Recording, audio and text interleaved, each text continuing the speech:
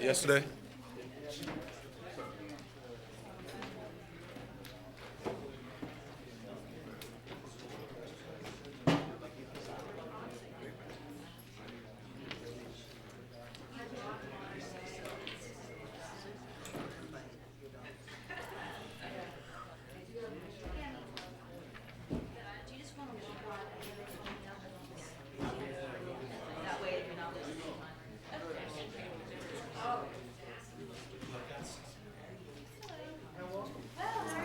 Live.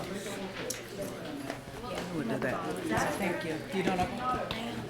You have to start on time because I want Molly to tweet that we started on time. No, it's your clock is your watch wrong. Okay. No, it's 6:20. Good evening. Good evening. Yeah. All right. Call the meeting to order. We call it to order. Yeah. Please stand for the Pledge of Allegiance. I pledge allegiance to the flag of the United States of America and to the republic for which it stands, one nation, under God, indivisible, with liberty and justice for all. Mr. Wheeler, roll call, please. Dr. Bell? Dr. Bowen? Present. Ms. Hill? here. Ms. Walker? Present. Mr. Singer? Here. Ms. Galvin? Here. Are there any announcements? I have two. If no one else has any other. Nope. All you. One announcement from Mr. Alexander. He requested that we read two items. Sorry, Mayor Walker, I'm just pulling them up. The initial one reads, words matter more than we know. At home, school, or wherever we go, words can help or hurt. This we all know. So think, then speak, and you will grow. And secondly, this is in regards to the Kwanzaa celebration at the African American Heritage Center. So on Wednesday, December 26th from 1 to 4 p.m., there will be a Kwanzaa celebration featuring Soweto Street Beat. And the Zulu Nation will be there as well. The activities for the day include libation, cultural activities for adults and children. Vendors will be selling African fabric and clothes, jewelry, children's books, Kwanzaa symbols, paintings, and more.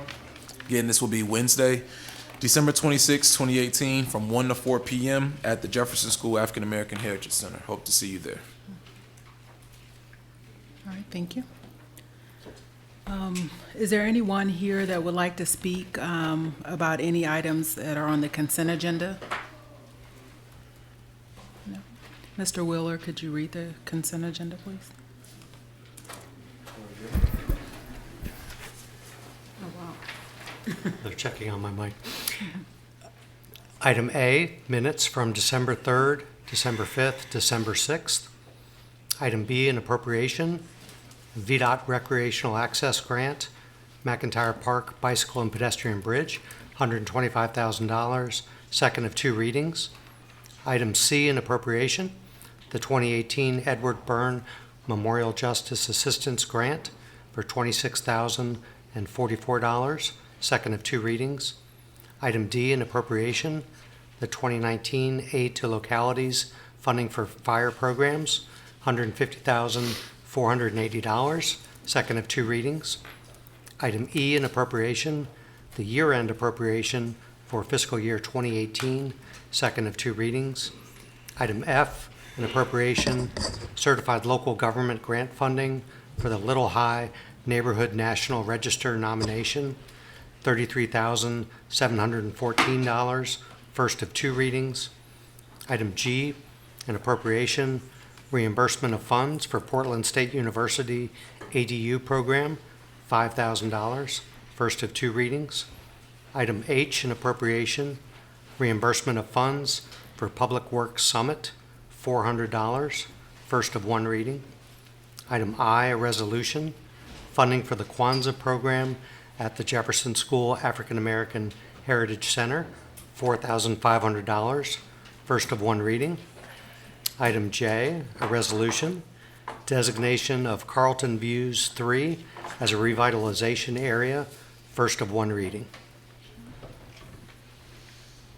And I would like to pull J to discuss at the end of the meeting. Second. So is there anyone, after hearing the reading of the consent agenda, is there anyone that would like to speak on any of the items? All right, is there a oh, Good evening, councilors. Just rising in support of item I, the resolution regarding the Kwanzaa funding for the Jefferson School. Just think that it is very important and timely, and we're very much appreciative of you all considering this. The Kwanzaa celebration is very much a huge part of the African-American culture and community, and I truly am appreciative that it's on the consent agenda and hope that you will indeed go ahead and fund that on this evening. Thank you. thank you. Anyone else? All right, is there a motion? So moved. So moved. Second. All right. And vote. All right. And Mayor Okay, Walker, I Karen. believe we have an amendment to the agenda. So we are going to be, is it just for us to convene in a closed session following the end of the open meeting? Correct. All right. Thank you. All right, so we arrived at Community Matters pretty quickly. So here we are, and see who we have first. First, Bill Emery. Would you have first? Oh, community, sorry. Here you go, Mike was, thank you, Mr. Murphy. So responses from the city manager from our last council meeting. Four quick items, Madam Mayor. The first is a question about whether the entirety of the traffic implementation has occurred at 8th and Main, and I've confirmed with the traffic engineer and been on site that that is the case. The second was a request from council that we consider needle exchange after the presentation by two individuals from the harm reduction group. You all are aware, having had a good presentation from the health department director about kind of what the bar is for that and how we would need to apply to the state after we had the qualifying data. And you are aware that it's her opinion that we're not there yet. So next item is what would it take in order for us to have officers trained in the use of and travel with Narcan? And I have spoken with Chief Brackney about that issue, and I think she's amenable to continuing that discussion. I do want folks to know that we do have our fire and EMS personnel trained already. They're often co-responding to scenes. And in addition, want to make sure that we think through the ramifications on the law enforcement side and with the Commonwealth Attorney about what it might mean as far as charges that may arise should this become a practice. So, but we're continuing to investigate that. And finally, you all had requested that the auditor who made presentation provide you a document demonstrating the ratio of local government support to school systems throughout the state. And you did receive that document, and I've asked Mr. Wheeler today to post that publicly as part of these notes so that it will be part of the manager's response. Mr. Murphy, I have a follow-up question in Yes, regards to the syringe exchange. So, went out to Richmond and spoke with the health department as well in regards to what they're doing, because they have a similar program. I know that currently we aren't there, but then being that we're not currently on the list, what are some next steps that we can take to bring to fruition a syringe exchange program? Well, I mean, I don't want it to I'm just not the die health 'cause we're director, not on right? the list. But what I would say to you is, Bless you. perhaps it's a good sign, right, that we don't qualify, right? Because if we don't have the kind of rates of HIV transmission or hepatitis transmission or fatalities resulting from overdose, that I don't know that we quote unquote want to get better at that, right? We don't want to have higher statistics in those areas. So I would take the opposite approach, talk with the health department director about how we continue to mitigate the factors that keep people safe, or mitigate the factors that have caused people to have unsafe behaviors, short of needle exchange, so.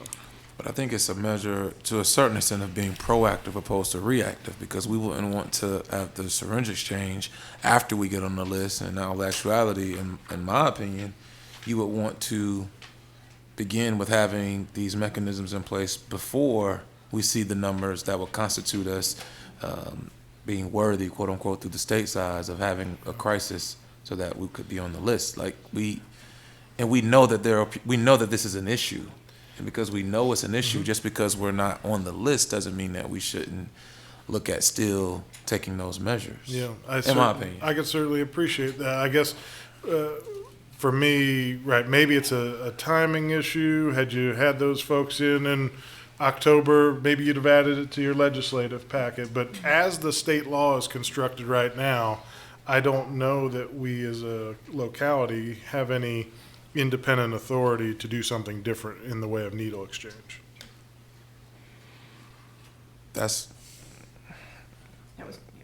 Yeah, I don't like that. That doesn't mean, I know, I just don't like it. And I don't think that we have to settle for that. So, There's a lot about the Dillon rule that we might not like. well, Mr. but Murphy, I does think it that's suggest how- that then the next year that there's some legislative request we could make? I think that's absolutely the case. And we might investigate whether there are other localities who have the interest in this legislative Do it session. as a- Right, maybe somebody is pursuing amendment to the needle exchange regulations, and we could join on with that. Maybe we could ask David Blunt, Mr. Blair? I was going to suggest I will talk with Mr. Blunt on Friday about this issue to see if there are any other localities that we might can piggyback if they're looking for special legislation this session. Thank you very much. Any other No, ma'am. questions, comments? All right. So now we're going to start with community matters. The first individual that we have is Bill Emery.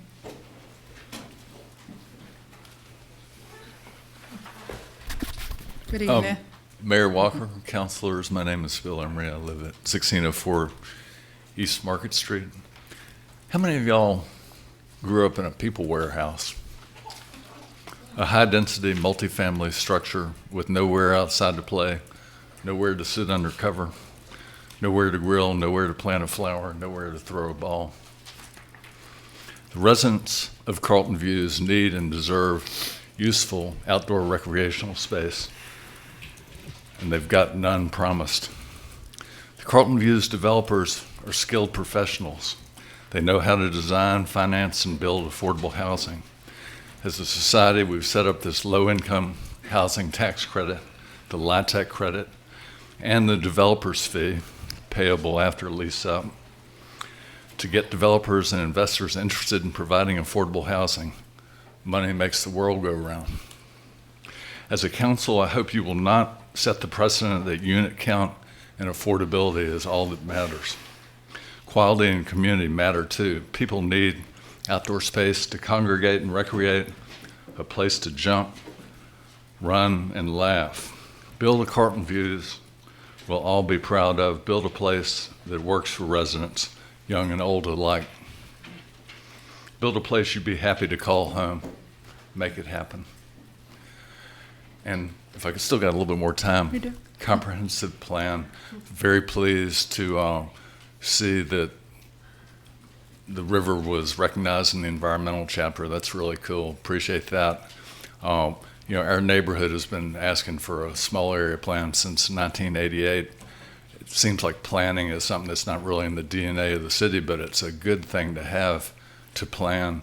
And so I was distressed to see that, like the SIA and the hydraulic area plan, I mean, I guess the city spent a couple $100,000 on the SIA, and maybe DOT forwarded hydraulic area, small area plan. But you look at the land use map, the draft land use map, and there's no indication that more planning has been done. It's more just kind of very blunt coloring, and it would really make sense to use the planning that these very skilled people have done for our city. So, and then of course, in the Woolen Mills, we're pretty shocked about the purple rain that's fallen, sorry to Prince, that's fallen all the way along from the Rivanna corridor, from the 4.2 mile Rivanna corridor from the Woolen Mills up to Locust Grove.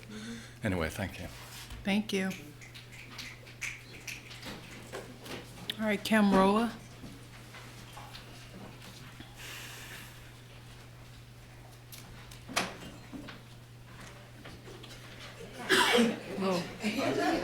This scene doesn't look good.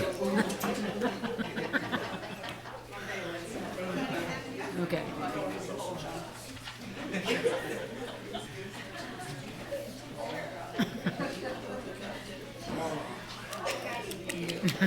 You may. Did it.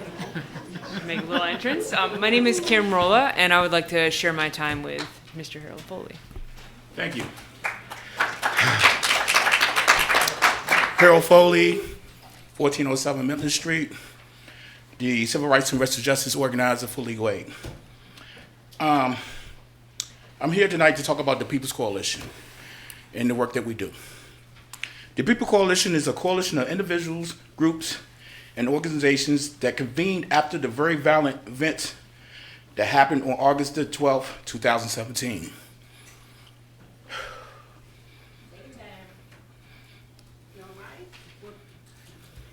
As you recall, the police was ordered to stand by and do nothing to stop the violence. We have been organized around the Civilian Review Board to make sure appointments are transparent, that the community, transparent, that the CRB has the power that it needs to be useful here in Charlottesville. Our purpose is also to safeguard people of color against unjust policies with the police department. More black males in the past in Charlottesville have been stopped because of police practice which target them. And we want to correct that problem through organizing for policy reform in the criminal justice system and expose police practices which target black males. And the CRB can make that happen. We have done a lot of organizing around the PCRB. But now we still must keep the eye on the process. The People's Coalition had noticed the lack of help from City Council and the Charlottesville Police Department that has the Police Civilian Review Board uncertain what their charge is. They had asked for data from CPD and have gotten negative or sometimes no response. We asked you to address our concerns tonight about data, support for the CRB, and the lack of transparency. The People's Coalition mission. Those who are part of the People's Coalition, could y'all stand, please? The People's Coalition organized in Charlottesville, Albemarle area in opposition to our unjust and racial criminal legal system. We raise our voices in the community to combat oppressive criminal justice practice through public education, public pressure, and public action. The People's Coalition work towards this mission in numerous ways. We advocate for community-driven policies that the city and county level. We put pressure on government bodies and address oppressive practice and criminal justice process. We push for transparency and accountability for all local bodies working on criminal justice issues. And one more thing, This coalition is made up of DSA, CLIC, FAR, the National Lawyers Guild, Lending Hands, and Legal Aid. If I miss somebody, please let me know. Thank But you. that's my time. So I have a question. Just your statement, the lack of help from council and the CPD, could you, at least from the council standpoint, can you tell us what you mean by lack of help? So we've been attending the CRB meetings. And from one of the members from the CRB, they wanted some information from the Charlottesville Police Department. And from what I heard at the meeting, one of the members said that the chief said, get it from Jeff Fogel, because Jeff Fogel has that information. And what we believe is the police department should give the CRB the information they need to create good bylaws to make sure that they are covering everything. Transparency, policy change, whatever it takes for them to become a strong board. So we don't have to have People's Coalition come up here saying, please take care of this. And so I'll just say I was at the meeting, and so if I didn't make it clear, I was there with our attorney. The comment that was made regarding that information was that it had been out before that point, that Chief Brackney assumed it had been shared. Yeah. We're not going to give it to you because someone else, because we don't want to. Just that it had already been requested, she thought, from a member of the coalition. No, actually, the coalition wasn't convened yet.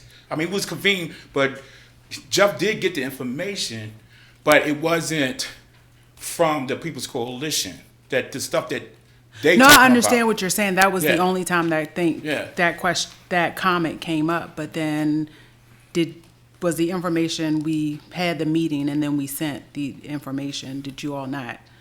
Did you get the information you needed, or but is the it something information was different? full of holes. So we're gonna have some other folks talk about data too. Okay. So it's more people coming to speak to you all tonight. Okay. All right. Matthew Gillikin.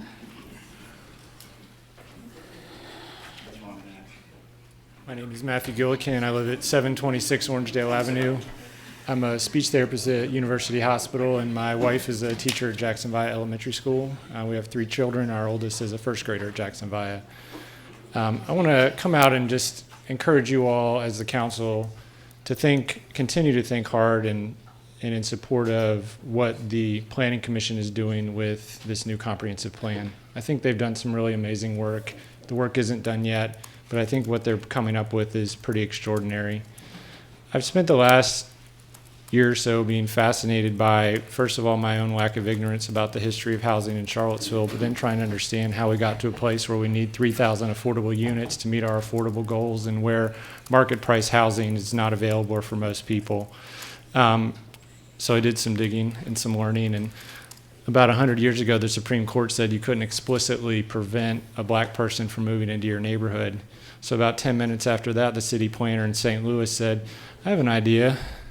Let's create this thing called single-family zoning. We'll mainly do it in predominantly white neighborhoods, and it'll happen to have the power of keeping undesirables out of those neighborhoods. A few years after that, the city of Atlanta decided, forget what the Supreme Court said, we'll create 2 categories of zoning, one for white people, one for black people. A few years after that, the city of Charlottesville hired that city planner from St. Louis as its consultant. His name was Harlan Bartholomew. And he came up with such good ideas as getting rid of corner stores, widening streets in African-American neighborhoods, and destroying Vinegar Hill. Shortly after that, the city of Charlottesville said, we like how Atlanta thinks about zoning. We want to use the nomenclature they used. Let's have R1 zoning, which is what Atlanta originally called their whites-only zoning. Today, 55% of the land in the city of Charlottesville is R1 zoning. It's the most expensive type of housing possible. It also happens to be the most racist form of zoning possible. This comprehensive plan is seeking to undo, for the first time, that legacy. A lot of people aren't going to like this. A lot of people are going to be uncertain. I would encourage you all to really put your heads down. There's been people that have sat in your seats who have created this situation. you all have the opportunity to start to undo it. I think you're going to have some legitimate concerns from those in our community who have never seen people in your seats really work in their favor when it comes to housing. Please listen to them. Please encourage them. Please support them. You're going to have some crazy concerns from people that have benefited from this plan for years and years. They're going to talk about neighborhood character. They're going to talk like constantly about parking and traffic. Listen, read their long emails, focus on the goal that we have here of creating a more just city for everyone that lives here. Thank you for your time. Thank you. Andrea Massey.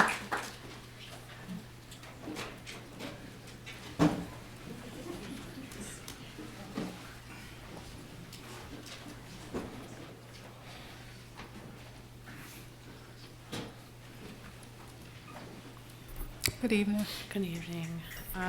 Andrea Massey, City of Charlottesville, and I'm yielding my time to Laura Baker. Good evening. My name is Laura Baker. I live in Charlottesville, and I'm a National Lawyers Guild representative for the People's Coalition. I'd like to talk about the data we've been given by Police Chief Brackney about investigative detentions, popularly known as stop and frisks. In all of the chief's communications, she consistently emphasizes two things. First, that her department is collecting demographic data on every civilian encounter, and second, that data is captured in a new software system that cannot create the same reports that we received in the past. Chief Brackney goes on to explain that the department is making up for this deficiency by using a part-time data professional to manually create reports. I am a digital publishing professional, and I work at a local software company. I have experience with software platforms, data management systems, and data manipulation languages. I've researched the city's New World Law Enforcement Record Management System developed by Tyler Technologies. It seems to be a Microsoft .NET framework with a SQL Server. I've worked on a platform that is a .NET framework using a SQL Server, and I've been able to report on almost any data you'd like fairly quickly. Because the situation Chief Brackney describes does not align with what I know about databases, the People's Coalition has requested to meet with the chief and her data professional and any lawyers she wants in the room to get a better technical understanding of the situation. Unfortunately, the chief says no. First, she told the People's Coalition in a face-to-face meeting that we needed to put our request in writing. We did. Then she told us that I couldn't meet with the department's data professional because they are doing only clerical tasks. When we repeated our software concerns, it reminded her that she told us all at City Council that the data person was actually triangulating reports with body cam footage, hardly clerical work. She told us that she was invoking her legal discretion to say no to this meeting. Let me be clear, I am not interested in reviewing any confidential data, nor am I questioning the chief's integrity. There are a number of scenarios that could be at play here, and they could be surfaced quickly and easily between technical experts. So now I'm asking for the council's help in learning about this software platform. I believe Councilor Bellamy and Councilor Galvin have technology backgrounds similar to mine. So I am asking both of you, does it make sense to you that a software platform designed to capture data cannot output that data using tools like the user interface or an API or even garden variety data scraping? How do you suggest I get answers to these questions so that we can all feel confident not only in the stop and frisk data, but also in the technology practices into which we are investing city resources?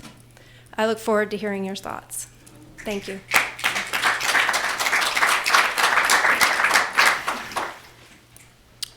Mr. Murphy, do you have any? What I can say about that is that certainly I am aware of a number of problems with the New World implementation in this locality. So is it possible that a database with the structure that Ms. Massey talked about should be able to retrieve data easily? I very much believe so. I know the amount of effort that went into building the RFP where this platform was selected. What I know is that they have literally hundreds of deliverables that have not occurred, and it's a problem that is being investigated by the ECC board which is the city, county, and UVA, about a path forward, whether it's with or without this technology. So a well-functioning system, I would have certainly expected would deliver the data easily. It was certainly the intent in the way the RFP was crafted. You're well aware of the work that happened on DMC in the past and what the additional data fields are that we requested be in a new system. And they're not active in this system in the way that they were requested, so. So one quick follow-up, does that mean that we have any legal recourse with the company that we've hired to provide us with that? I think that we want to probably Because it seems wait like- and see the action of the ECC board. And Okay. I'll defer to Mr. Blair about being more specific about that. Can I respond to any of this? You can come up. Did you have, Well, certainly. Mr. Blair? The ECC is represented by its counsel, and, I mean, obviously, not knowing the specifics of this situation, but if there are deliverables proposed in an RFP and a contract signed that incorporates the RFP, then there could be a breach of contract action or something of that nature. Now, again, not knowing the specifics of this, but that would be a possibility in the hypothetical scenario where the deliverables are not provided, yes, that can lead to a breach of contract action. Mayor Walker, in addition to hearing from Ms. Baker, I think it's also important, if the chief is available, for her to provide her side or input in some regard, if she's able to speak to it at all. Or if, Did you have a? we didn't say she couldn't, I'm just You saying. go ahead. Okay, I did have a quick response to a couple of the things that I just heard. First, you were talking about easy access. We don't need easy access. We just need access, right? There are a lot of workarounds for things when the user interface doesn't work. That's not that big of a deal. Our main concern is seeing all of this. So can we see the RFPs? Can we see the failed deliverables? Can we see the requests to the software company that aren't being met? All of those kinds of things will help with transparency and help us understand what's going on. Also, you might be interested to know that Tyler Technology is being sued by many people for failure of their systems. Thank you. She just answered my question. Tyler Industries is being sued because they're not producing deliverables and people have to create workarounds. They have to create workarounds. They have to hire manually for someone to be able to extract that data. These are all systems that were put in place long before I got here, including that Tyler Industries was 18 months late, even going live, trying to put the information into the systems. So as for what the RFP is, that was all put out through ECC approximately, 4 years ago, in terms of what it should or should not do and how it extracts data.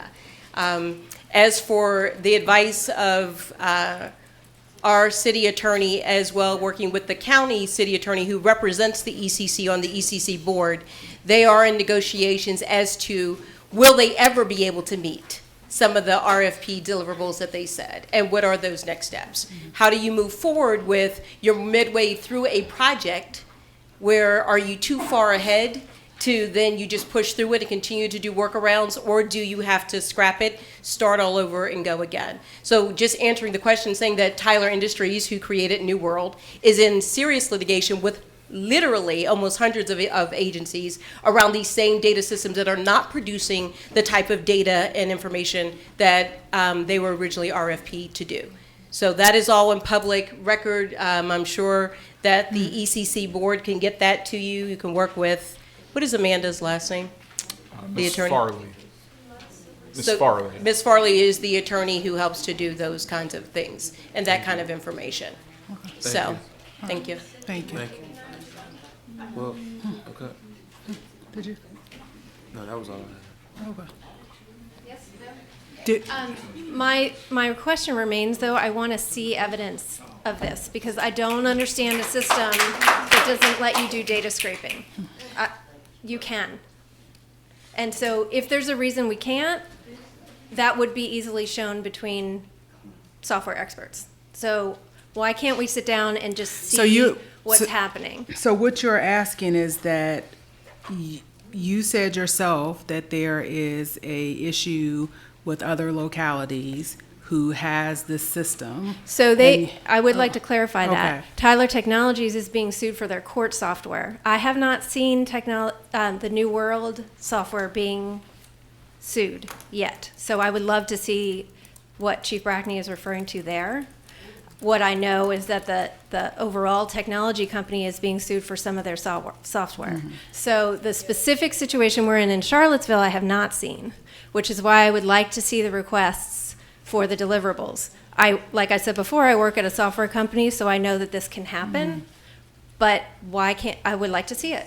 That would just help understand what the picture is. But the other part about this is any database can be queried and scraped. It may not be perfect, it may not, but it's not manual. That's the part of this that I don't understand and I want to see. I'm not saying it's wrong, I'm saying I don't have enough information to understand what's going on.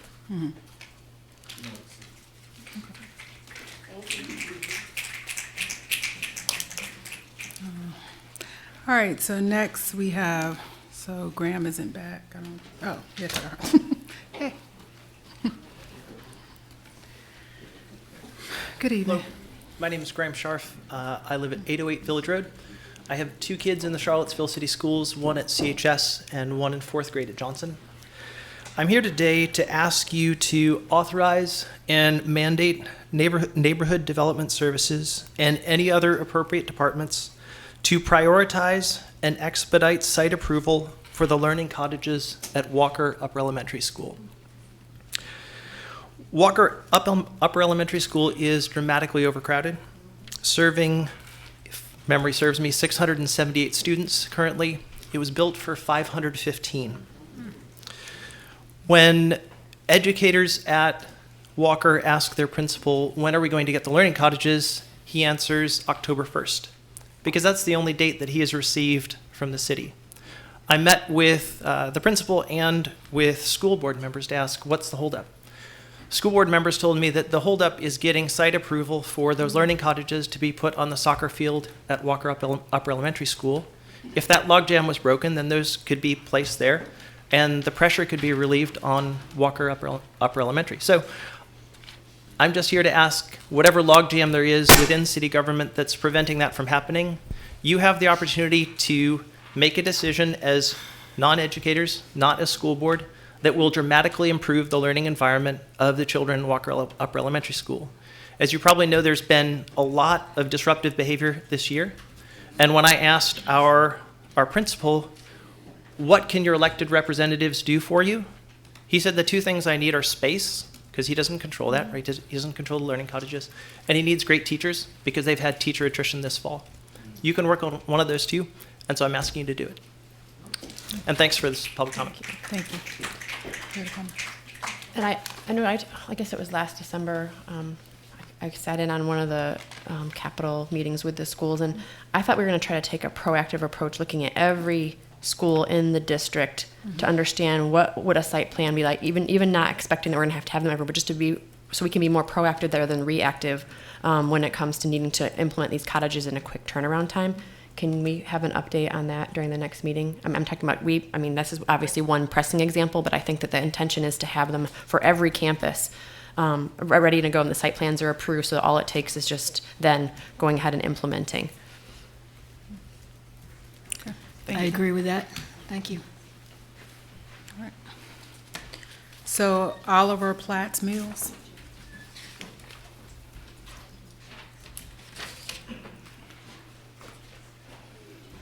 Mayor Walker, councilors, my name is Oliver Platts Mills. I live at 600 Dice Street. I have 2 young children, and I can't wait for them to grow up and go into the city schools. As a council, you are often forced to engage on the immediate and most pressing issues on your plate. There are many pressing issues, and no one begrudges you the time you spend on them. And yet our city needs you to find the time and place to not only manage the immediate, but to think about our future. Tonight, you will hear a presentation on the comprehensive plan. Soon thereafter, you will begin to hear from citizens about a myriad of legitimate concerns that come up whenever we discuss future development. The plan will be accused of encouraging large buildings where today there is a lovely view of the mountains. Citizens from every corner of Charlottesville will voice their frustration about traffic and parking and their fears of it getting worse. Many landowners will worry that increasing density will negatively affect their property values, while other neighbors will express their fear that new construction will only add to the rising cost of living in our city. All of the concerns you will hear are legitimate, and your role is to understand and empathize with all of our problems. I'm not so naive as to imply that changing our zoning laws alone will create a level playing field. It will not. But increasing density equitably across Charlottesville can be a solution to a great many problems in our city. Concentrating housing near employment hubs is friendly to the environment and will usher in some of the benefits of urbanization. Equal access to amenities, improvement to public transportation, increased access to affordable housing. Increased density appropriately within our residential neighborhoods will allow for small neighborhood stores that were once prevalent. Increased density encourages street-level human-to-human interactions that strengthen our community, our family, and ourselves. Adopting a new map and making changes to the zoning code does not mean that we will see instantaneous, unrestrained development throughout Charlottesville. Allowing for a diversity of housing types within our neighborhoods is not going to banish single-family houses and the families who occupy them. Our city is made up of young families, single adults, retirees, in-laws, extended family, students, etc. What I urge you to pursue is all types of housing for all types of people throughout all parts of our town. The single-family zoning that dominates Charlottesville was created as a tool for segregation by race. This proposed comp plan's land use narrative explicitly encourages more diverse housing types throughout our city. Allowing and encouraging the development of more places to live can help slow the accelerating cost of living. I grew up in this area and have spent the majority of my adult life as a resident of Charlottesville. I'm a father of 2 young girls who are on their way to school. It is the families that live here that make up our community, not the occurrence of matching roof lines, manicured lawns, or abundance of on-street parking. We need you to think about future needs and not focus on protecting existing norms. Engage with this process with open minds and a view to the future of our small urbanizing city that is a central hub of a rapidly growing region. If you choose to stick with the status quo, the increasing demand to live here will grow the chasm that exists between the haves and the have-nots. I, for one, would prefer instead to have more neighbors. Thank you. Michael Payne.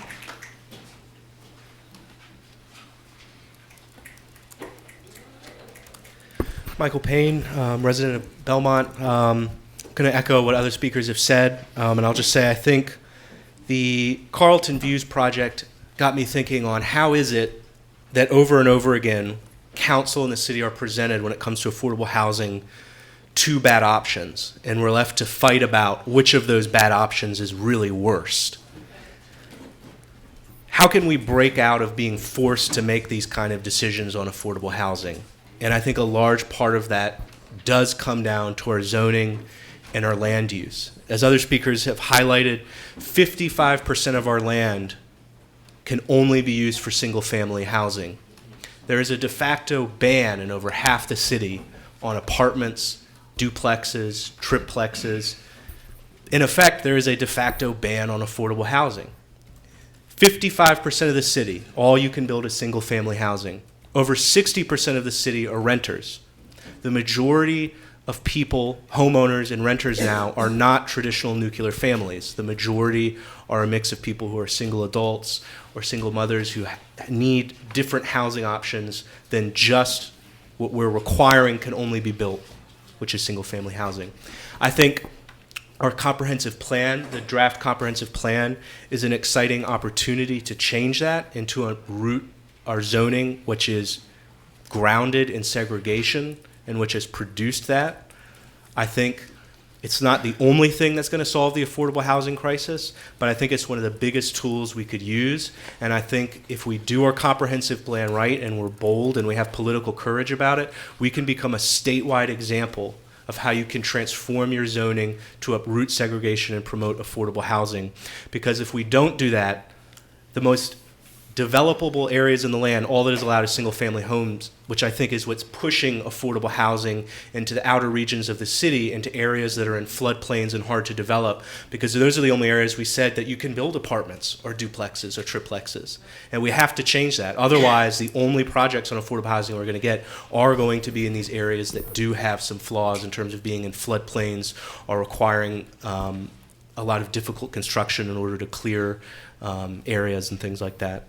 So again, the comprehensive plan process is just beginning, but don't overlook how transformative and powerful this draft comprehensive plan could be if it's done right. Thank you. Thank you.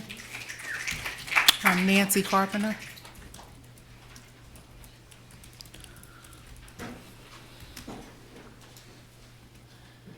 Good evening, City Council. I'm going to cede my time to Mary Carey this evening. Thank you.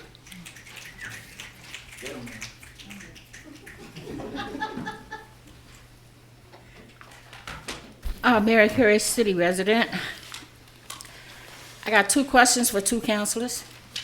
Mr. Bellamy, first I've been talking to a lot of residents in housing, and they want to know if there's anything that you, since you are on the Board of Commissioners with CRHA, what is the merger between FAR and CRHA? When FAR used to be the champion for housing, and now they're kind of absent. And I just want to know if there's a question you can give me, because they don't look at city council meeting, but they're going to look at it tonight to see what your response is, or whoever up here that can answer it. And the other councilor, Ms. Gavin, I'm still waiting on your apology, because the young man that just spoke, and he spoke very well about the zoning thing. Vinegar Hill has never been a part of Star Hill. Now, you came to Charlottesville in the 80s. I came in 1946, and you told me that you saw something, or a map or something, that it was changed in 1965. In 1965, I was a teenager out there fighting and struggling for civil rights. So the greedy old men that was up here on city council was the ones that made the demise of Vinegar Hill. They were so greedy, they were taking money off the backs of those people for years, kept saying, we're gonna renovate, we're gonna do this, we're gonna do that. But it was a removal plan, which you do all the time when you say rezoning. You already rezoned all of our Black history neighborhoods. You put hotels up there, Miss Gavin, bless your heart. But what I'm saying is, you cannot do that. You cannot change people's culture. You cannot change people's heritage. They've been trying to stomp us out for centuries. We are not weeds, we are seeds. And I want to tell you something right now. You cannot rewrite history. I don't care what you do. You can get anything you want that's written out there saying that Vinegar Hill is Star Hill or whatever. That's rewriting history. You can't do it. Now, we've been waiting on an apology for 400 years, and we ain't got it yet. So you think I mind waiting on you? You got a year or a little more up here. I don't wait that long. Now, Mr. Bellamy, is there any way you can answer that question, please? Sure. Or do I have to sit down? No, you don't have to. Okay, thank you very much. No, you don't have to sit down, Ms. Carey. In regards to FAR and the Housing Authority, currently, it's been my understanding that the Housing Authority and FAR have been working hand in hand, specifically in terms of the redevelopment committee. I'm talking about maintenance in housing, because FAR, when Brandon Collins first came to FAR, he was a force to be reckoned with. He used to go to CRHA and tell them, hey, look, these people need this and they need that and when they need that. But now you don't even hear Brandon anymore. You don't hear FAR going to the aid of people. People down there in Riverside are suffering from COPD or whatever you call that. They can hardly breathe down there. Mm-hmm. Y'all talking about Crescent Halls and Hardy Drive. Yeah, that's fine. But you got other sites that are being neglected. You got sinkholes over there on Madison. You got inside plumbing and windows and cabinets falling apart on Mickey Drive. And they be calling FAR, and FAR used to be, go out there, CRHA, we got to do this, we got to do that. These people are living in poverty out there, close, damn near. Okay. And y'all keep on talking about rebuilding, and the people over there at Carlton View complaining about mold, Miss Gavin. And dripping and leaks and smelling of all kinds of stuff coming through the walls, and you want to give these investors and contractors more money to do more damage? What is wrong with you?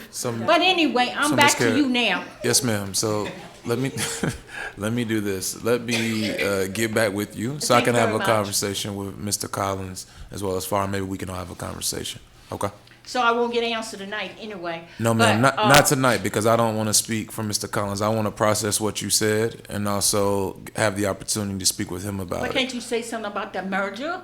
Why would FAR go to CRHA when they were the ones that were like the enforcers to get CRHA to do things for people in housing? They were the ones that say, okay, this is wrong. Go in and fix it. Now they don't say anything. That's what I'm saying. It has nothing to do with Brandon as a person, because Brandon is a good person. You It mean seems far as like a they whole? don't put a seal on him. Far He as a can't do anything. No, ain't as far as he go. No, I mean It's far what as a I whole. said. Yeah, you saying far as a whole.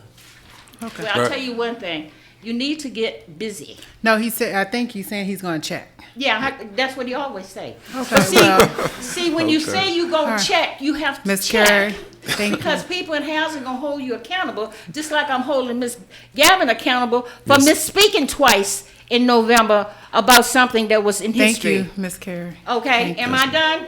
Thank you Thank very you. much.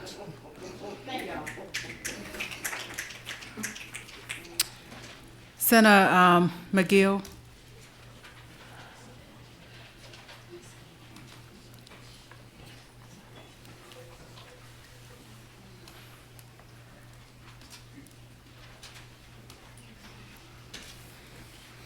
Sina McGill, 10th and Page, Anderson Street.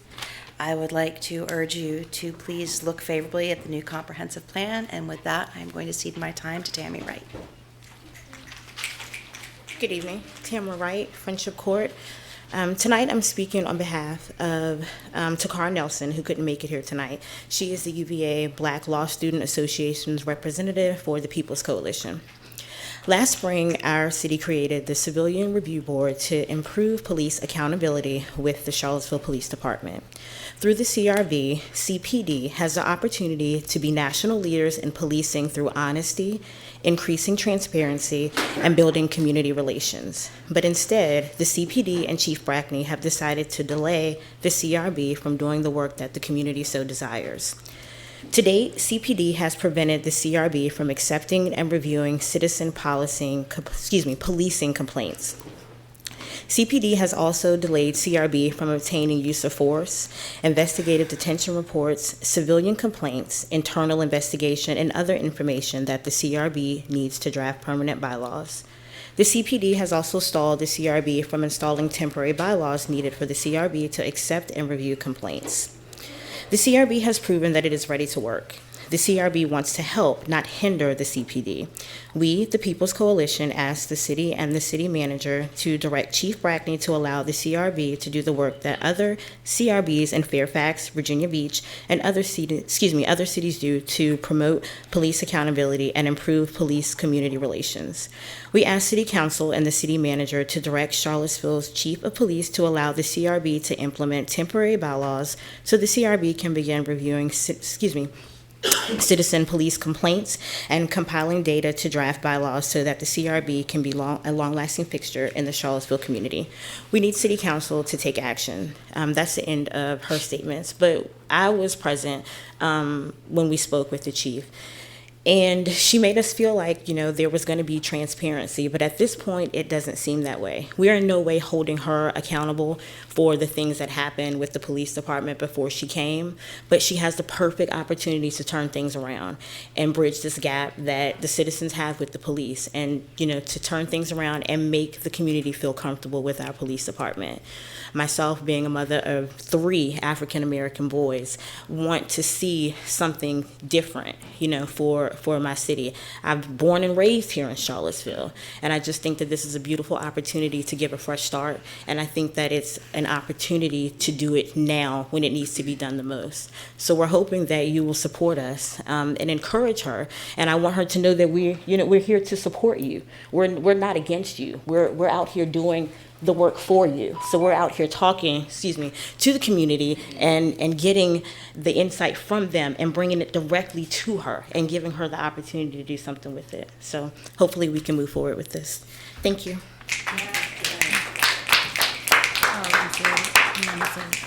I was just trying to get clarification on I know that those intermediate bylaws for the existing CRB were put in front of us, and a smaller group of us met with representatives from the CRB, and there's nothing stopping them from operating under those. We just said as a council we weren't going to formally vote on those bylaws until we get to the permanent bylaws. I was just trying to get clarification. I mean, Mayor Walker, did anything more come up at the meeting that I didn't attend following that one?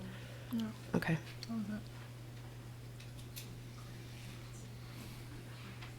I guess I do have a question then about, so the bylaws, as I understand it, the final ones are due before us in May. And that's still the same schedule? Yeah. Yes. Okay. And what from the meeting and then when we attended, because Mr. Blair and I also attended the last CRB meeting, and, Mr. Blair, the city attorney, encouraged the members to treat the current bylaws as a working draft of, and that if they wanted to keep presenting those to us and working, so that we could review them along the way versus, at the final, when the final date, then that was fine. So no one said that you couldn't work on reaching the final bylaws. And if someone feels that you can't write the bylaws, because I'm so confused about this whole process, and I just don't understand where the disconnect is. So if the CRB members feel like they can't write the bylaws at this point, the bylaws, the working bylaws, include data collection, so that you can come. But you can't do that. The state law doesn't allow them to do that. But the issue is that's not in your scope. Hi, Adiola Nkede, Legal Director of the Civil Rights and Racial Justice Program at the Legal Aid Justice Center. The working bylaws contain provisions for the CRB members to collect data for their own edification, to understand the various systems and processes in place currently with police practice and policy. They don't plan on making decisions or recommendations from that data collection. It is a way to inform themselves. The resolution that council passed specifically addresses the initial CRB's ability to collect all relevant information to inform itself as it goes through the process of drafting permanent bylaws. They cannot actually operate under the working bylaws, what they have presented in that small group to you all, without some actual agreement, either a temporary agreement from the police department or council's direction to the city manager to direct the police department to turn over that information. It isn't in their power to just walk into the police department and demand. We are aware of that. That data. So to the extent that the working bylaws are just a matter of collecting information to inform the process. How is that, I guess the question that we've been asking is, how is that preventing the final bylaws from being written? So part of the conversation we had with Josh and Sarah, two of the CRB members, was in that request. It was 7 years worth of data, right? And so based on what you all heard in that meeting, one of the city attorneys said that any part of that, getting just a portion of it, would take maybe a year or so to get. Okay, she acknowledged that the data system is not where it should be in the city. We have admitted that we have an issue that should have been corrected a long time ago. So to get 7 years worth of data in the time frame that is needed to complete the bylaws isn't, according to them, possible. Okay? So within the time frame. The question then is, what is actually possible? I think if we're engaging in a process that is to be open and transparent and actually productive to move the conversation forward, then the city and its various agencies should present what is actually possible, as opposed to then just saying, you've requested 7 years, we cannot produce 7 years worth of data, and then being silent. To the extent that the city wants to move the conversation forward productively, the city then But can we come weren't with a... silent. We came to the meeting. There was information sent. Have you all reviewed the information that was sent? So I'm speaking on behalf of not the Civilian Review Board. I'm speaking on, I'm here for the People's Coalition, which has attended the Civilian Review Board meetings. So maybe if you all look at the information that was sent and let us know what else is needed other than that information, and is someone going to come up and say that? So, yes. Okay. Someone else All will right. come up and say that, and Okay, I will have a thank seat. you. Okay. Did you have a comment? I was just going to follow up similarly to you, Madam Mayor, and say that after the meeting with the 2 CRB representatives who were selected, Chief Brackney did, a week ago, on the 10th, provide them with the information that was discussed in the meeting. What meeting? So we made, so is Josh or Sarah here? No. Okay. So we sat in the meeting, we made a list, and everything that was on that list, they got. So if there's something else after they came to the meeting with us, and I sat in the CRB meeting as requested after that meeting with the city attorney, we haven't received a new list. So was the information that she received, your members agreed upon that at that point, said they were going to come back and talk to you all about some of the information that we discussed in the meeting. Can I say one thing? Sure. So, Mike, are you talking about the email that the chief sent out to the People's Coalition, City Council, and the CRB? Because if you are talking about that, that's a different meeting. And this was a follow-up to the specific meeting that members of the CRB had with Mayor Walker and I and some staff.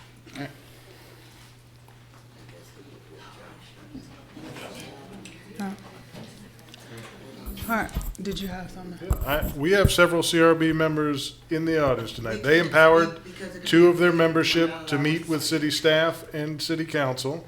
They made requests. We fulfilled the requests. It really, I mean, I don't know what else to say about that, Mr. Foley. If the People's Coalition has separate requests, then the CRB, I don't understand, I mean, we're talking about data that's inhibiting the CRB from doing their work, right? And we didn't send 7 years of data. Like, that was one of the requests on there. So Josh and Sarah, for CRB members, were supposed to come back and say, this is this discussion that we had with the 2 council members, the city attorney, this is what they said, and then you all were supposed to, Rosie and Katrina, is there something that? We can't speak to it because there are 4 of us here that would constitute a meeting. Okay, okay, all right, thank you. So I think, Okay. I think, Okay. I think that's a perfect example All right. of the city being obstructionist. That legal advice that in a public I think, meeting- can you come to,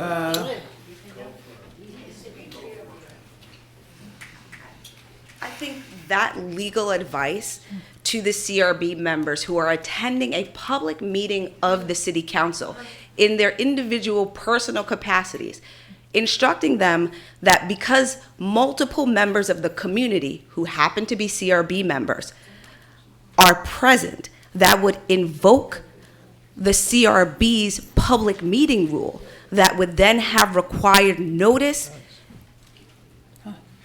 to, that is the very most conservative reading of the law possible.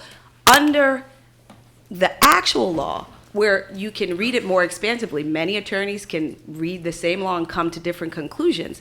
The city is taking the position to stifle the CRB members from speaking publicly at a public meeting of city council in their individual capacities by falling back on a very conservative reading of the law that doesn't allow them to stand up and give their own personal opinion, calling this meeting as the same as a public meeting of the Civilian Review Board, where 3 or more members of that body are present, is in fact stifling their ability to speak publicly about what they are concerned for. And so to the extent that lawyers can sit here, and I understand you're a lawyer, Mr. And I understand the city attorney has given them that advice. That advice is the very type of advice that is stifling the process, because it is advice that shows that the city does not trust that it has the back of its own agency, the CRB. There is no infirmity in the law to have multiple CRB members present at a public meeting, and then one of them decides to speak at a city council meeting, and that meeting therefore should have been noticed to the public. It's already noticed to the public that this meeting is happening. It doesn't make any sense. Well, under the Virginia Freedom of Information Act, in the entrance of the, I guess you'd say public participation and transparency. Number one, under the notice provision, it's true the city council meeting has been noticed, but there has not been notice provided of a police civilian review board meeting. Under FOIA, both bodies are required, as they are separate public bodies, to provide a notice. There has not been a notice of the civilian review board meeting tonight. Then, as to meetings, meetings are defined as the gathering of 3 or more members of a public body to discuss public business. If you have 3 or more members of the Civilian Review Board that are assembled here physically in the council chambers, and then there's discussion of Civilian Review Board business, I think that would constitute a meeting under FOIA. Well, I could certainly provide.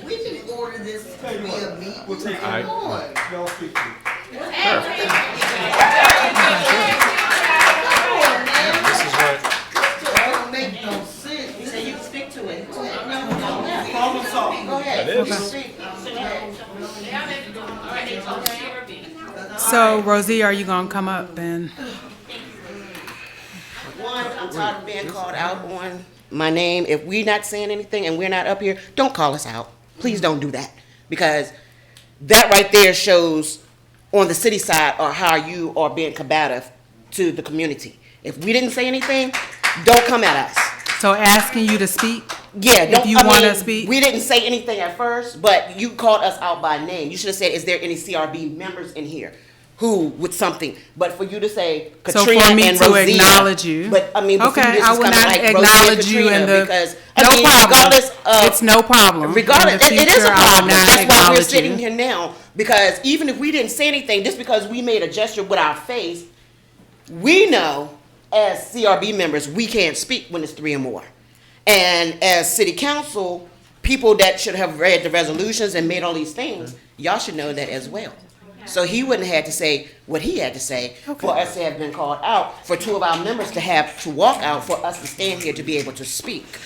But it's been conflict and confusion with the CRB and the People's Coalition. There's a lot of data that has been asked for that we're getting on certain hands, but on other hands, we're not. So if y'all don't even understand to be able to explain to us, even to how to write our bylaws, even though we want to be independent, but if we can't get independent results, we can't be an independent board.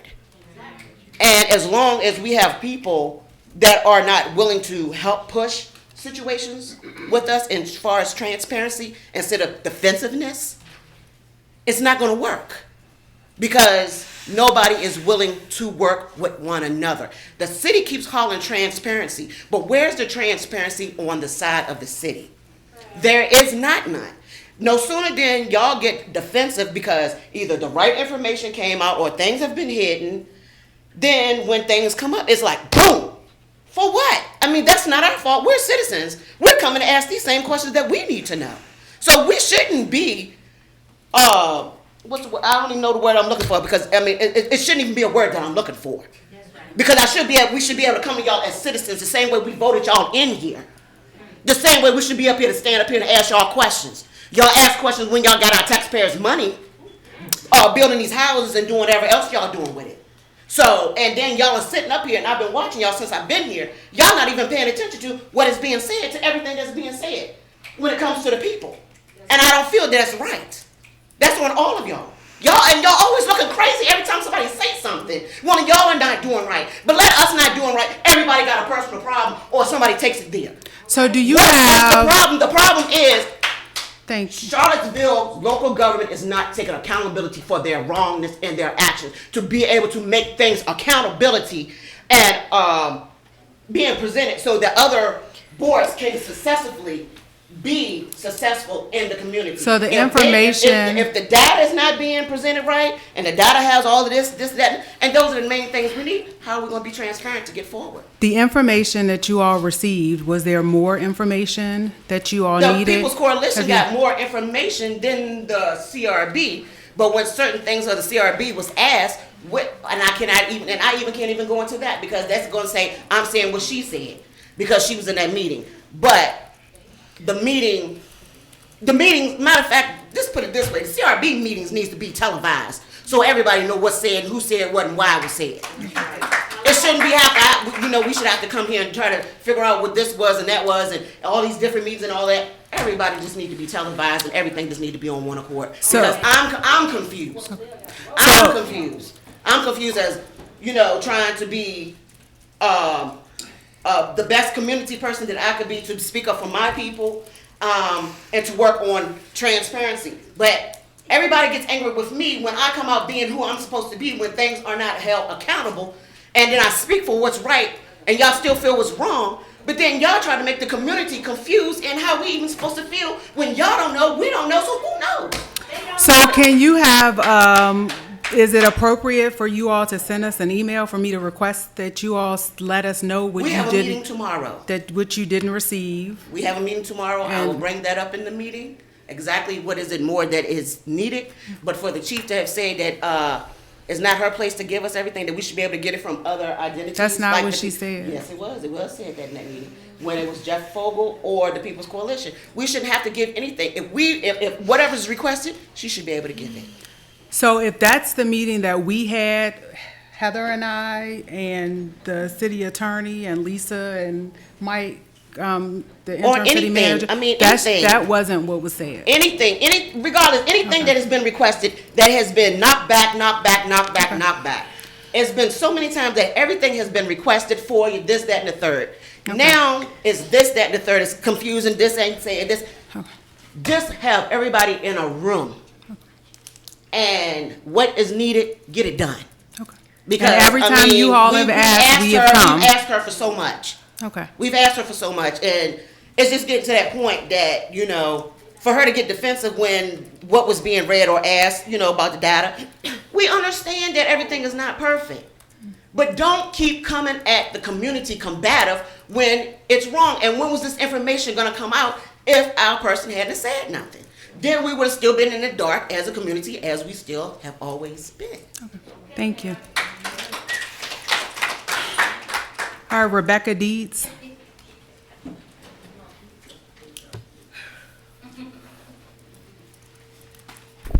Hello, my name is Rebecca Deeds, and I'm here on behalf of Preservation Piedmont. We are a nonprofit, all-volunteer organization dedicated to preserving our history in the built environment, including landscapes, gardens, and trees, preserving the cultural landscape, and preventing displacement of people across the Piedmont region. We attempt to speak to the character of our community, the sense of place, and the life of the people in the community. We applaud the city staff, city council, and the planning commission for their efforts over the past year as they re-envisioned the comprehensive plan for the city of Charlottesville. We express gratitude particularly for the criterion by which our local community was included in the planning process for the past several months. We know a tremendous effort has gone into this, and we thank you for the time and energy given to this important matter. We ask that the same rationale of community inclusiveness that was committed to the comprehensive plan process be applied to the envisioning of the land use map and narrative, because it will guide city zoning. We don't believe Charlottesville residents are aware of the contents of the current draft because we're in the midst of the holiday season. We ask that time be allocated to assess the proposed map and the consequences of proposed changes be further illuminated. Our organization has concerns about the current draft, and we have questions and ideas that will be provided to council and the Planning Commission this week. For example, how do you define terms like intensity, describing examples of the incentives often referred to in the land use draft, and describing transition zones, including green areas, and how you define affordable housing as well in terms of average monthly income. Our hope is for time to discuss the rationale behind the proposed changes so that a concrete plan can be implemented with limited negative, undefined, or unintended consequences. We worry that without definition and evidence to back up the proposed map, citizens will face dramatic, unforeseen changes to their neighborhoods, and developers will seek to utilize expectations that may not have been intended. The economic implications of this future land use vision must be examined to determine if they will actually alleviate housing inequality and affordability or instead exacerbate it. We are especially concerned because most of the affordable housing in our city now is older housing. We need to be better informed about the effects of this vision on those areas where this housing now exists. For this reason, we again ask that the proposed assistant city manager level position on long-range planning be filled, since implementation of the comp plan goals will require dedicated and high-level leadership beyond the capacity of neighborhood development services. And we hope that you will thoughtfully consider our request to not rush this process, that the Planning Commission be instructed to take more time to refine and test the vision through a process of community inclusiveness with the goal to not displace people. Thanks for your time and service to our community. Thank you.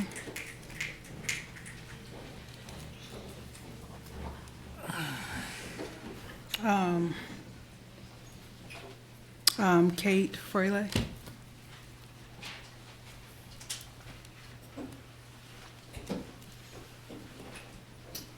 Well, a lot's changed since I've written what I was going to write, or what I was going to say. I'm Kate Fraley, and I'm an individual participant in the People's Coalition. The People's Coalition wanted you all to review publicly and vote publicly on the temporary bylaws, but it sounds as if that decision has been passed. And it is true that Chief Brackney did supply some information as requested to the People's Coalition and to the Civilian Review Board. I believe that the sequence of meetings was such that the last meeting of the Civilian Review Board was held prior to the receipt of the most recent information from Chief Brackney. So the Civilian Review Board has not had a chance. They will tomorrow to be able to discuss that. I attend a lot of those meetings. So I'm really glad that this discussion is happening out in public, and that we can hear that you all support, it sounds like, the Civilian Review Board and the Civilian Review Board's right to get information from the police department so that they can write their bylaws. One of the things that I'll read to you, the part of the charge that you gave to the Civilian Review Board.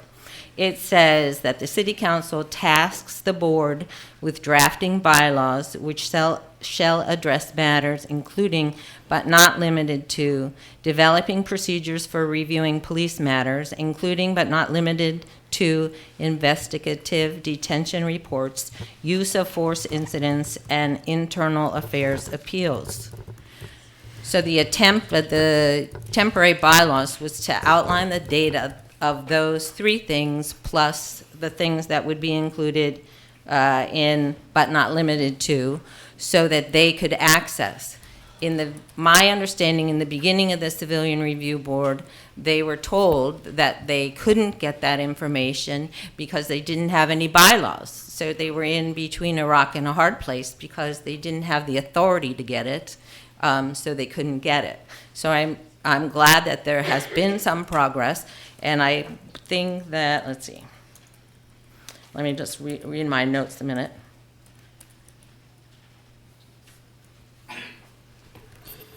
So the reason they want the information is to see what, you ask them to do research. So this is research. What is the current state of what's happening in the police department?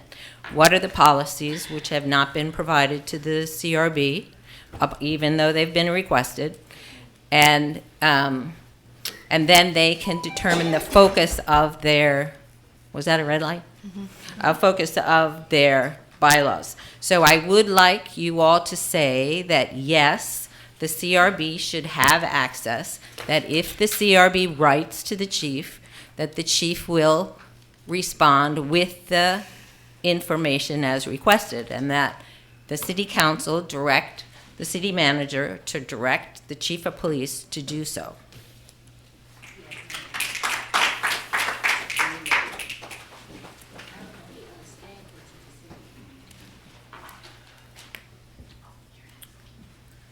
So Lynn Vin.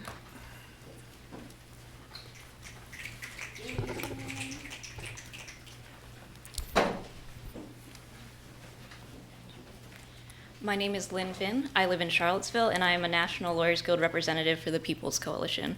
Some of my information may be repetitive based on previous speakers, but as a criminology instructor at UVA, I found that repetition never hurts. The Police Civilian Review Board was created in direct response to our police department's decision to not act to protect communities of color on the original August 12th. I think it's important to keep this in mind when we think about how this board should be treated and how it should be supported. Our police department has been given a gift in the form of community members who care deeply enough about this city and fair policing that we have organized. We have stepped forward to advocate about our concerns and work with the police department because we care about this community. However, this department has delayed requests from the CRB to look at citizen policing complaints to see where the problems lie in order to write their bylaws. The department has also delayed the CRB from reviewing use of force data, investigative detention data, and internal investigation data. The CRB needs that material in order to create their permanent bylaws. They need that information in order to know what's going on, what policing looks like in Charlottesville, and where the problems are in order to know what areas they need to be overseeing to begin with. The CRB has asked for this information from the police department many times, but the department has responded in the past by saying that because the CRB doesn't have bylaws, they don't have to give them the information. When the People's Coalition asked for the police department policies and data after our meeting with the chief in October, we received our requested information in less than a month. But the CRB didn't receive their requested information on stop and frisk data for months until December 7th. The issue here is not whether or not the CRB eventually got the data, but that this behavior is not what true transparency and true cooperation looks like. Data transparency should be consistent, open, collaborative, not sporadically given based on when the department chooses to do so. Things like timeliness and cooperation towards a city government-created entity should be a given for our police department, especially an entity that was created because the community came together to ask for it. This lack of cooperation was why the Civilian Review Board has taken steps to create temporary bylaws, because the department has made it clear that they will not fully cooperate with the board to give them the information that they need to do their job, the job mandated to them by City Council, to create permanent bylaws without some kind of bylaw established in the meantime. we ask City Council and the City Manager to either, 1, allow the CRB to officially implement temporary bylaws so the CRB can begin reviewing data to draft permanent bylaws, or 2, ensure that the police department provides all the data that the CRB needs and gives some kind of feedback on their temporary bylaws to aid in the creation of their permanent ones. Thank you for your time. So I'm going to read this email unless there's a reason I can't. Can I? Okay. Okay. So the email sent Monday, December 10th, 2018 at 5:37 p.m. from Chief Brackney says, "Good evening, Ms. Burke and Mr. Bowers. Thank you for your approach and your work towards creating a solution to creating the CRB bylaws. As a follow-up to our meeting, I promised to provide documents that would allow the board to make a more informed choice about the direction or type of board that would be possible under Virginia law. Per your request, attached are the PowerPoint presentations to council regarding investigative detentions. In addition, below is the data regarding complaints that have been received by our department or cases initiated internally since my arrival. June 18, 2018 through December 10, 2018, 17 cases have been opened with the department. Of those 17, 8 cases are open and under investigation, and 9 cases have been closed. I have included the allegations for all cases and the disposition for the cases which have been closed. The specifics are as follows. Open cases 8. Case 13, received June 26, 2018, allegations inadequate performance of duties. Case 15, received July 5, 2018, rudeness and discourtesy. Case 20, received October 15, 2018, allegation inadequate performance of duties. Case 22, received September 10, 2018, allegation performance of duties. Case 23, received September 20th, 2018, allegation performance of duties. Case 24, received September 8th, 2018, allegation performance of duty. It's starred internal investigation. Case 25, received October 12th, 2018, allegations inadequate performance of duty. Case 28, received November 20th, 2018, allegations inadequate performance of duty. Closed cases 9, case 13, received June 26, 2018. Closed September 18, 2018, allegations inadequate performance of duties, determination unfounded. Case 16, received July 9, 2018. Closed December 10, 2018, allegation rudeness and discourtesy, determination sustained. Case 17, received July 30th, 2018, closed November 8th, 2018, allegations mishandling of evidence, determination unfounded. Case 18th, received August 6, 2018, closed November 8th, 2018, allegations rudeness, determination exonerated. Case 19, received August 7th, 2018, closed November 8th, 2018, allegations abuse of authority, unlawful detention, determination exonerated 2 counts, internal policy violation noted, failure to activate body cam and document detention, determination sustained. Case 21, received September 5th, 2018, closed November 6, 2018, allegation inadequate performance of duty, determination exonerated 1 count, internal policy violation noted, failure to correctly complete paperwork, determination sustained. Case 26, received October 22nd, 2018, closed December 10th, 2018, allegation bias-based policing, determination exonerated. Case 27th, received October 23rd, 2018, closed November 8th, 2018, bias-based policing, determination exonerated. Case 28, received November 20th, 2018, received October 23rd, 2018, closed December 10th, 2018, allegation discourtesy, inadequate performance of duties sustained. Citizens Police Academy. Although a date has not been set for the next class, I have attached a link to the academy, and I will have our liaison, Sergeant Haney, send out notification, registration opportunities for up-and-coming classes, and the link is attached. Use of force trends. I'm currently working with our personnel to provide data trends regarding number of times force was deployed over the past 12 months, levels of force utilized, injury levels to the suspect or officers, etc. I should be able to provide more data within a week or two. Per your request, the below options are available to intervene, develop, or train an employee who may need additional support or corrective action. Corrective action options for the officers: counseling, training, education, performance improvement plan, remediation with a field training officer. Discipline options for the officers, either or reprimand, written reprimand, suspension without pay, demotion, reassignment with the department, termination. I look forward towards a continued dialogue, and if you require a more robust or in-depth explanation of the information currently provided in the email, please do not hesitate. That information was sent. Then we got a link, thank you, from Sarah Burke. Thank you, Chief Brackney, for getting these items to us so promptly. We will certainly be in touch soon. And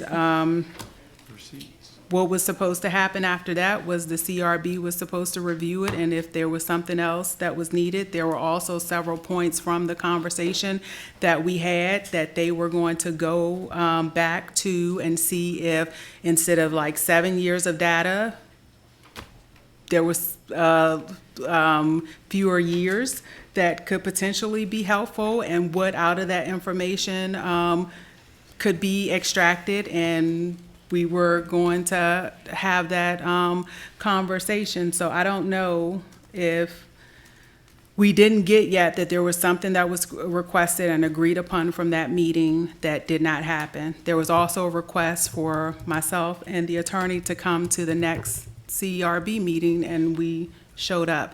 I've been to, I think, 3 meetings. Counselor Hill has been to 1. We've asked if you wanted a council representative at every meeting. You wanted the attorney.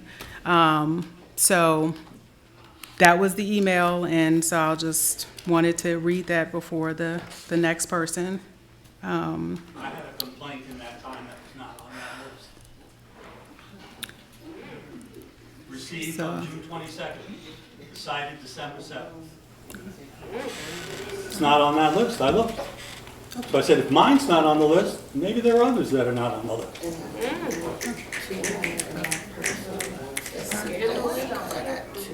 Do you have that? Okay. No, I'm just saying, just a note. I got a question. No, we gotta go. So, Marissa, it's your turn. Yeah, okay.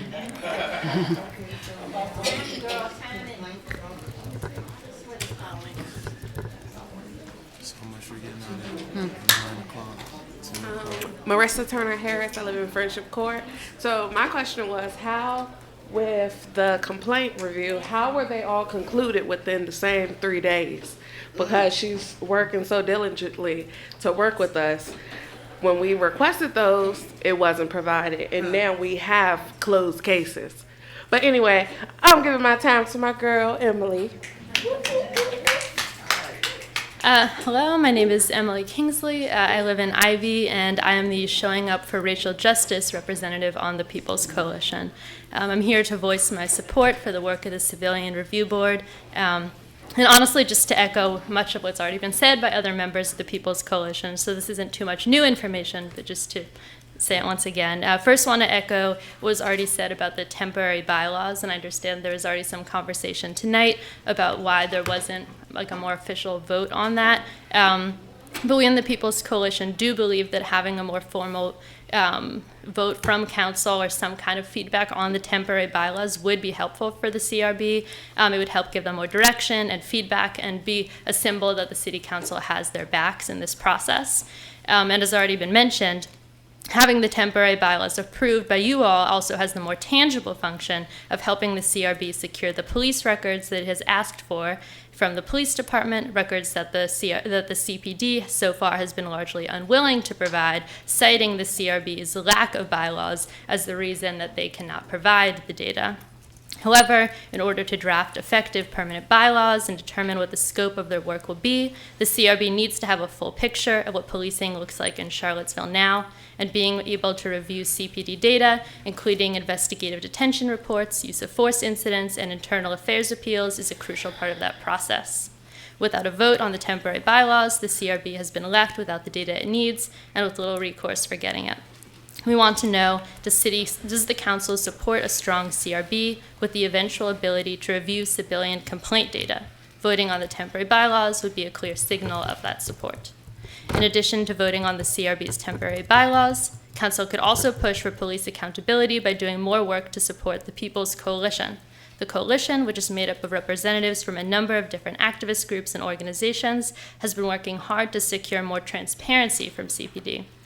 One particular focus for our group has been CPD's continual obscuring of the methods used to calculate stop and frisk data, or investigative detentions, as the police chief calls it. Members of the coalition have been trying to get more clarity from Chief Brackney about the new software system the department is using and how it impacts both the ability to provide old stop and frisk data as well as the process for generating the current numbers. While we acknowledge the data that has been shared with council in recent reports by the chief, the People's Coalition believes that in addition to being presented with the already calculated numbers, the public should be able to see and understand the process behind how this data was generated in the first place. To this end, we've been asking for months if a member of our coalition, who already spoke tonight, could meet with the CPD's part-time data analyst in order to better understand the process. However, as Laura already explained, that meeting request has been continually denied. Thank you.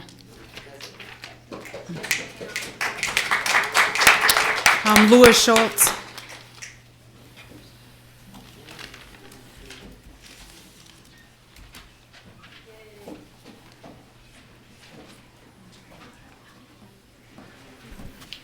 My name is Louis Schultz. I live at 1809 East Market Street. At its last regular meeting, Council held a public hearing on several amendments to Section 5 of Charlottesville's charter. The city attorney's explanation of the proposed amendments and Council's discussion focused entirely on Section 5C of the charter and the issue of local control of council's salaries. The proposed changes to Section 5D of the charter, however, which are arguably more significant, seem to have been deliberately ignored or downplayed. With the proposed amendment to that section of the charter, Council is asking the General Assembly to change the timing of Charlottesville City Council elections from May of even-numbered years to November of odd-numbered years. Not only does the General Assembly have authority over Council's salaries, Article 2, Section 4 of the state's Constitution gives it control over election timing as well. That exposes a significant problem that I recognized a long time ago and Council has now formally acknowledged, which is that not a single member of council was elected in May, though the General Assembly requires that in the city's charter. They have been held in November since 2007 in knowing defiance of the charter. That is an unusual, if not entirely unprecedented situation. It wasn't until 2016 that the law authorizing some Virginia cities to have November council elections was amended to allow cities like Charlottesville with charter conflicts to do the same. The legal standard since at least as early as the 1860s is that in the case of a conflict, a charter takes precedence unless a statute explicitly says otherwise. The local ordinance from 2004 changing election times was void upon its passage, and the 2016 amendment didn't retroactively fix the problem. As a result of that, every member of the acting city council was elected at a time other than what is called for by law. In its proposed amendment, council is asking the General Assembly to confirm them in office despite that. That creates a real conundrum, since that request would have to come from the city's governing body, but Charlottesville doesn't seem to have one, as defined by Article 7, Section 5 of the Constitution, which says the governing body shall be elected in the manner provided by law. Section 5A of Charlottesville's charter creates another problem, since it only grants authority to a council elected at the intervals and on the day prescribed for such elections by the laws of the state. The current acting council does not meet the requirements of either of those fundamental laws. We cannot simply ignore the state's constitution or the city's charter. There has been an attempt to explain the problem away by saying the proposed changes to Section 5D simply cleaned things up. But if the charter isn't the law, then no one would be asking for Section 5 to be amended in the first place. Mayor Walker has said if the problem I've described mattered, then someone in Richmond would have stepped in by now. I tried to get attention from Richmond by speaking to the local electoral board on June 7, 2017. Registrar Rosanna Bencoach knew who knew I had written to a board member about the problem, recognized me before the meeting started, and knew what I might say. She called the police, and 2 officers detained me with no explanation at all, just long enough to keep me from the public comment section of that meeting. It's worth noting that her predecessor, Sherry Iachetta, who resigned after embezzling thousands of dollars from the city, was a key figure in the city's change to November elections. Thank you. Mr. Blair, I know that we've discussed this since the last time this was raised, so could you share with the public that response?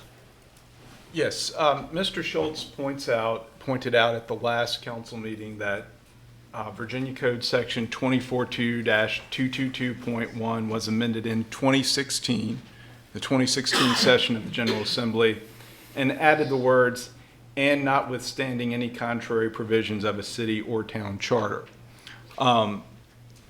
There has been some question about not just Charlottesville, but others having elections in Virginia that don't conform with the May election provisions in city and town charters. In the 2017 session of the Virginia General Assembly, Senate Bill 1304 stated that the provisions of this act shall be retroactively effective beginning on July 1st, 2000. That's an uncodified amendment, but it was an act of assembly that was passed by both the House and Senate and signed by the governor in 2017. Okay, so in response to that, we have a couple of issues here. First of all, you are talking about a statute that, if I understand what you're correctly saying, is a statute which retroactively amended another statute which then was made retroactive. Mayor, does the speaker have the right to get this back and forth under our rules with the? Well, everybody So else I seems to think get we to. we have been Everybody else tonight, seems to have had the so- opportunity. But I'm can you asking a just question. add Point of whatever order. you're gonna say? Yeah. So Continue.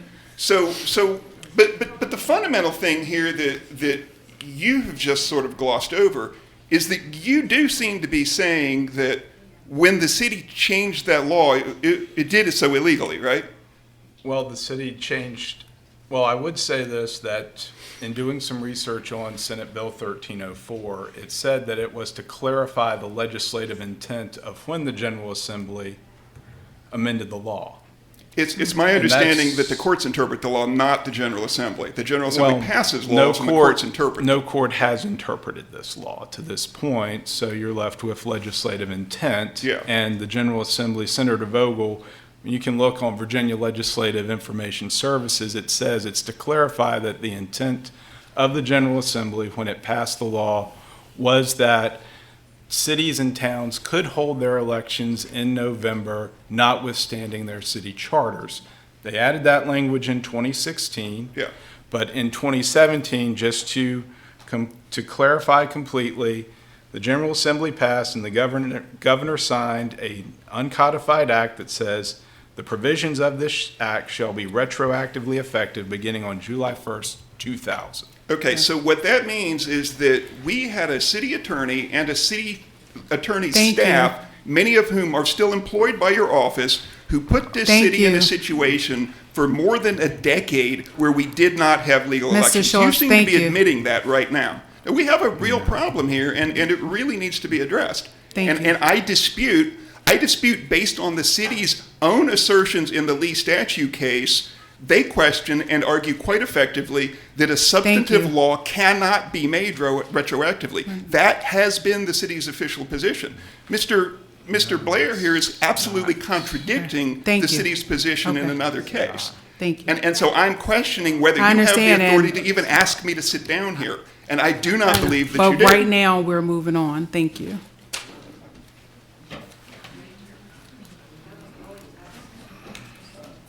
Lyle Soliates, 10th Street, 10th and Page Neighborhood, Planning Commission and Housing Advisory Committee, though I'm speaking as a private citizen. Public service is hard. Solving problems it's hard. We have a lot of problems. We have more problems than we can solve. We don't have a lot of solutions to address them. The housing strategy coming probably next December, and the comprehensive plan and the rezoning coming probably around then too, will give you more tools. They will help you. But we're not there. We've got time to get there, and it will hurt in between. Carlton Views has many problems we've heard tonight. I agree. I see them too. We talked about them extensively. I would urge you to please consider solving problems, addressing them, remembering people as we go through. We need this housing now. We're not there yet. Thank you. Rosia Parker.